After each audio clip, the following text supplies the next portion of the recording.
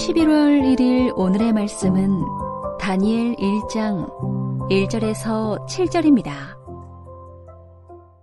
유다왕 여호야김이 다스린 지 3년이 되는 해에 바벨론왕 느부갓네살이 예루살렘에 이르러 성을 에워쌌더니 주께서 유다왕 여호야김과 하나님의 전 그릇 얼마를 그의 손에 넘기심에 그가 그것을 가지고 신할 땅 자기 신들의 신전에 가져다가 그 신들의 보물 창고에 두었더라.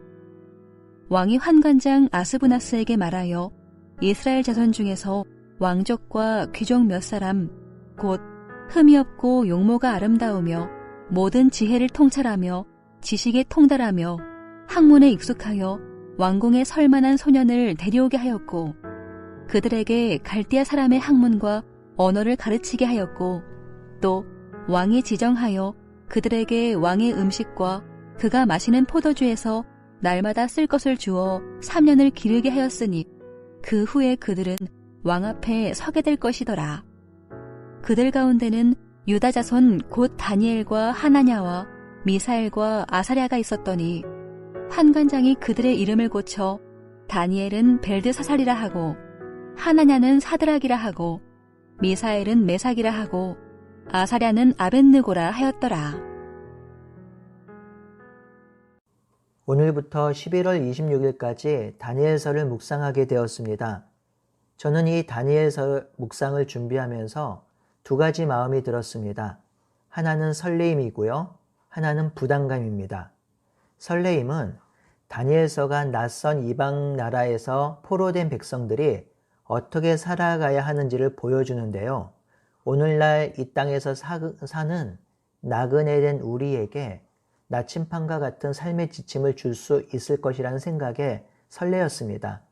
반대로 부담감도 있습니다. 모두들 잘 아시겠지만 다니엘서는 후반부 7장에서 12장으로 넘어가면 묵시 말씀으로 되어 있기 때문에 이해하기 어렵고 적용하기 어렵기 때문입니다. 다니엘서는 다니엘서가 기록된 이후 2400~500년 동안 수많은 학자들이 연구하고 공부하면서 전혀 다른 주석을 하고 다양한 해석을 했던 성경인데요. 그만큼 이해하기 어려운 말씀이 가득하고 그렇기 때문에 이 다니엘서를 성도들과 잘 나눌 수 있을까 하는 부담감이 있었습니다. 하지만 그 부담감은 잠시 내려놓겠습니다. 소신껏 공부하고 묵상한 것만 나누어도 그 말씀 자체에 힘이 있고 능력이 있기에 저와 우리 교회에 유익이 될 것이라 믿기 때문이죠. 그러니 부담감보다는 설레임과 기대감으로 다니엘서 묵상을 시작하도록 하겠습니다. 이 다니엘서 묵상을 통해서 하나님이 저와 우리에게 그리고 우리 시대에 주시는 말씀을 듣고 그 말씀에 순종하는 11월 한 달이 되기를 바랍니다. 먼저 다니엘서의 오해를 두 가지만 생각해 보겠습니다. 첫 번째는요. 다니엘서 주제를 다니엘이 입지전적인 인물로 어떤 성공 스토리의 전형적인 예로 본다는 것입니다. 우리가 다니엘서 하면 제일 먼저 떠오르는 이야기가 있죠. 사드락, 메삭, 아벳느고가 왕의 진미를 거부했지만 하나님의 살려주심으로 회복되는 이야기, 사자굴 속의 다니엘 이야기, 이런 이야기들이 제일 먼저 떠올라서 다니엘서가 마치 어떤 성공 스토리, 하나님의 말씀대로 살면 높은 자리에 올라간다는 주제가 담긴 성경이라고 쉽게 생각합니다. 하지만 다니엘서 주제는 이보다 훨씬 깊고 넓습니다. 두 번째로 다니엘서가 요한계시록과 연결되어서 종말론적이고 묵시적인 내용으로 미래에 대한 예언으로만 본다는 것입니다. 다니엘서에 종말론적이고 묵시적인 성격이 있는 것은 사실입니다. 하지만 그것을 잘못 이해하면 잘못된 미래의 종말적 예언에 사로잡히게 됩니다. 이단이나 사이비 종교가 가장 많이 인용하고 있는 책이 바로 다니엘서와 요한계시록입니다. 우리가 어릴 때 이상한 부흥사들이 임박한 종말, 그 종말의 비밀을 파헤친다 하면서 자주 인용했던 성경이 바로 다니엘서와 요한계시록이었지요. 이런 일이 벌어지는 것은 다니엘서의 종말론적이고 묵시적인 내용을 자기 마음대로 해석하고 도식화해서 나온 결과물들입니다. 그러니 우리는 다니엘서에 나오는 종말론적이고 묵시적인 내용을 성경적 관점에서 잘 이해하고 해석해야 합니다. 자, 그렇다면 다니엘서는 어떤 책일까요? 우리 개역개정 성경 순서에 보면 다니엘서가 호세아와 에스겔 사이에 있습니다. 이는 다니엘서가 예언서로 구분된다는 뜻이죠. 하지만 유대인들이 읽는 히브리 성경에는 예언서의 위치에 있지 않습니다. 소위 말하는 성문서에 포함되어 있습니다. 유대인들은 구약 성경을 율법서, 예언서, 성문서로 구분하죠. 율법서는 모세 오경이고 예언서는 우리가 잘 알고 있는 예언서들입니다.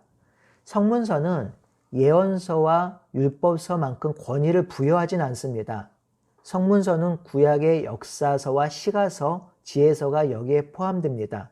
시편, 욥기, 잠언, 전도서, 아가, 예레미야애가, 에스더, 다니엘, 에스라, 역대기, 이것이 성문서에 포함되는데요.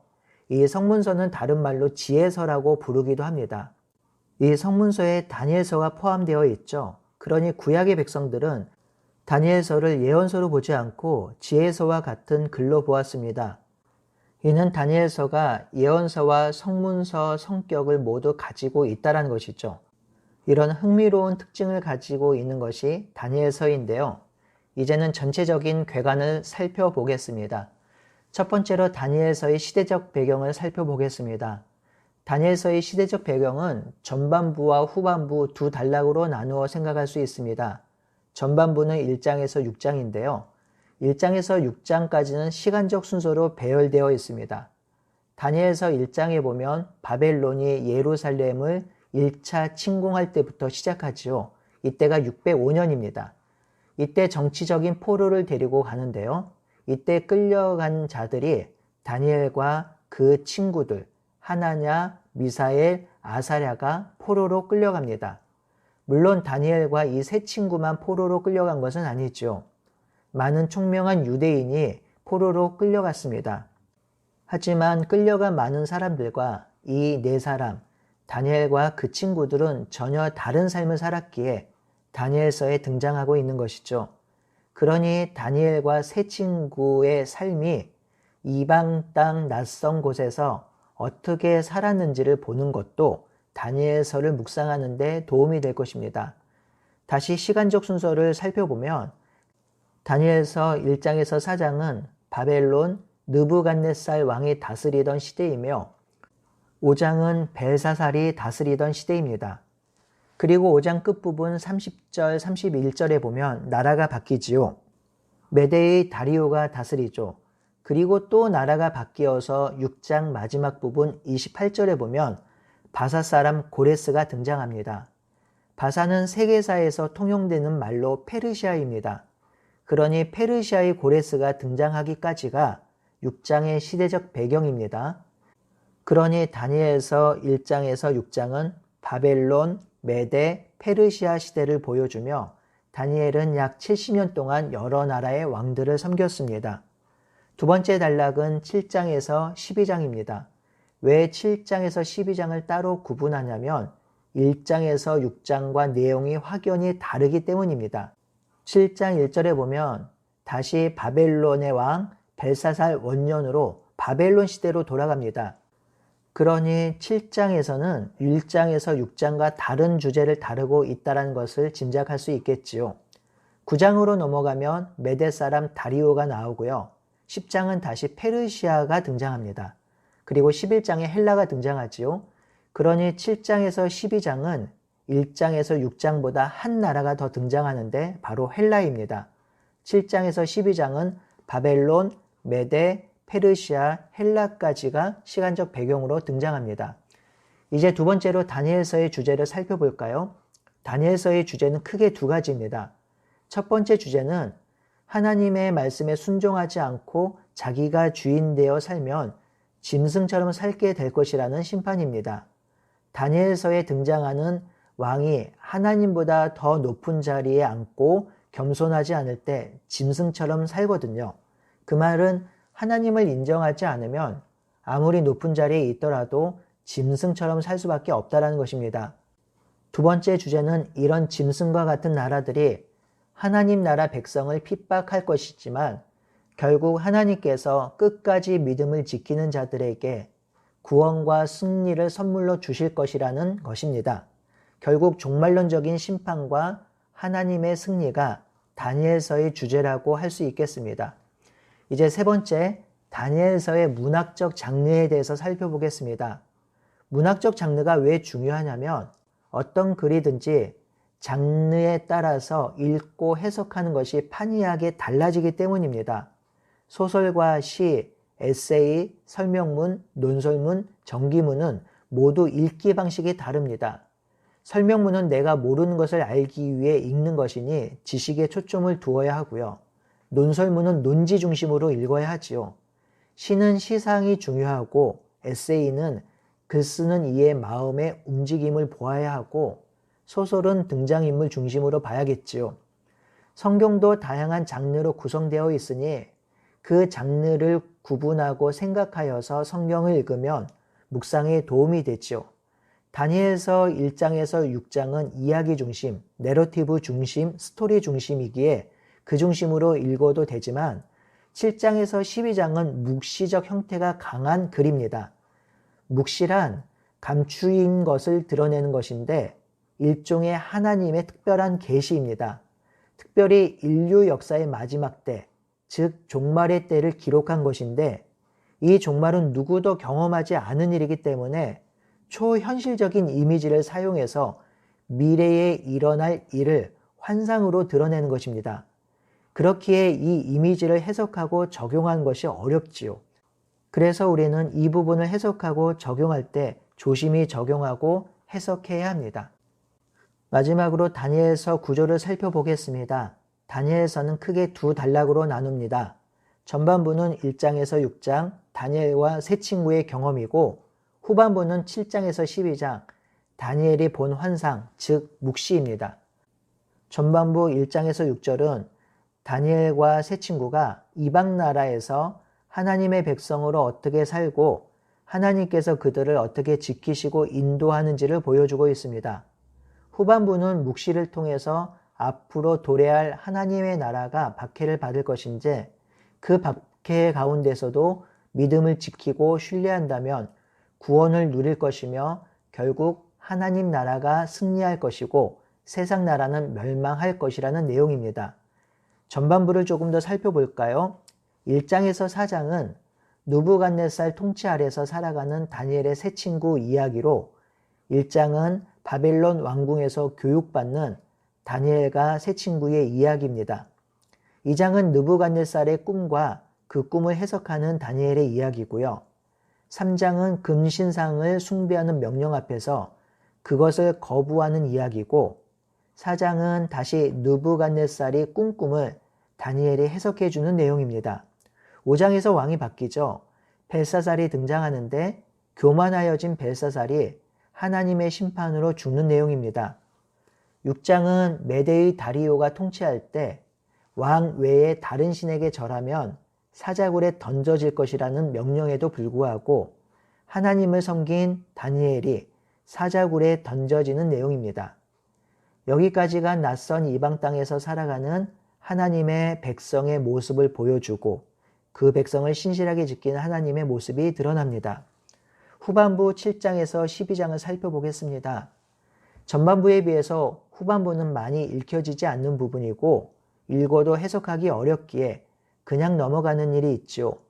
후반부는 전반부와 여러 가지 면에서 다른데요. 후반부는 다니엘의 세 친구가 등장하지 않고 오직 다니엘만 등장합니다. 전반부에서 다니엘은 왕들의 꿈을 해석해주고 도움을 주는 역할을 하는데요. 후반부에서는 오히려 다니엘이 꿈을 꾸고 천사가 그 꿈을 해석해줍니다. 7장은 그 곁에 모셔선 자 중 하나가 꿈을 해석해주고요. 8장과 9장은 천사 가브리엘이 해석해줍니다. 10장과 12장은 세마포 옷을 입고 허리에 우바스 순금 띠를 두른 한 사람이 해석자로 등장합니다. 7장에서 다니엘이 꿈을 꾸고 천사의 설명으로 이 꿈을 이해하지요. 네 짐승이 나오는데 이 짐승의 환상은 2장에서 나오는 환상과 동일합니다. 사자, 곰, 날개 달린 표범이 나오고요. 특히 네 번째 짐승의 특징은 10뿔이 있는데 이 뿔은 왕권을 상징하기에 네 번째 짐승은 교만하고 오만방자한 왕을 상징합니다. 이 네 짐승을 옛적부터 계신 분께서 멸하시고 인자를 높이시고 열방을 통치한다는 내용이죠. 8장은 7장에 나온 두 짐승에 대한 다른 환상을 보여줍니다. 순양은 메데와 페르시아를 상징하고 순염소는 고대 그리스, 많은 뿔은 악한 왕을 상징합니다. 9장은 하나님께서 언제 이 악한 짐승의 나라를 멸하시고 회복하실 것인가에 대한 답이 나오는데요. 다니엘이 예레미야가 쓴 두루마기 글을 읽습니다. 이 글에서 이스라엘 백성이 포로로 끌려간 지 70년 후에 돌아올 것이라고 기록되어 있고 그것을 읽고 기뻤으나 천사가 와서 이스라엘의 죄악과 반역으로 7배나 길어질 것이라는 말을 듣고 다니엘이 낭망하지요. 10장에서 12장은 마지막 환상이 왕국의 순서대로 등장합니다. 다니엘은 히데겔 강가에서 환상을 보는데요. 이 환상이 무엇을 가리키는지 논쟁이 많았습니다. BC 160년대 시리아의 안티오코스의 왕의 침략으로 보는 견해도 있고 AD 70년 로마 제국의 예루살렘 파괴로 이해하는 학자도 있고 예수님이 재림하실 때의 미래의 일이라고 보기도 합니다. 놀라운 것은 어느 것도 완벽하게 일치하지 않는다는 것이죠. 그 말은 모든 견해가 옳을 수도 있고 틀릴 수도 있다는 것입니다. 이렇게 해서 우리는 간단히 다니엘서 개간을 살펴보았습니다. 다니엘서는 예수님을 잘 믿으면 높은 자리에 올라가고 관직에 올라가고 성공하고 나라를 다스리게 된다라는 이야기를 보여주는 것이 아닙니다. 오히려 다니엘서는 아주 낯선 이방 땅에서 하나님의 백성이 바벨론과 메데와 페르시아 왕들 앞에 엎드리지 않고 당당하게 살아가는 백성의 모습을 보여주고 있습니다. 그렇게 살 때 풀무에도 던져지고 사자굴에도 던져지게 됐지요. 그때 하나님께서 지키시고 인도하신다는 것입니다. 또한 하나님께서는 당대를 호령했던 나라들은 결국 하나님께서 심판하시고 하나님의 말씀을 끝까지 붙들었던 다니엘과 그 친구들이 구원을 누린다는 것을 보여주고 있습니다. 그러니 우리는 이 다니엘서의 교훈을 삼아서 나그네와 같은 이 땅을 살 때 세상 방식을 따르지 않고 세상과 짝하지 않고 굳건하고 의연하게 하나님 나라 백성으로 살아가는 우리 모두가 되기를 바라고 소원합니다. 아멘.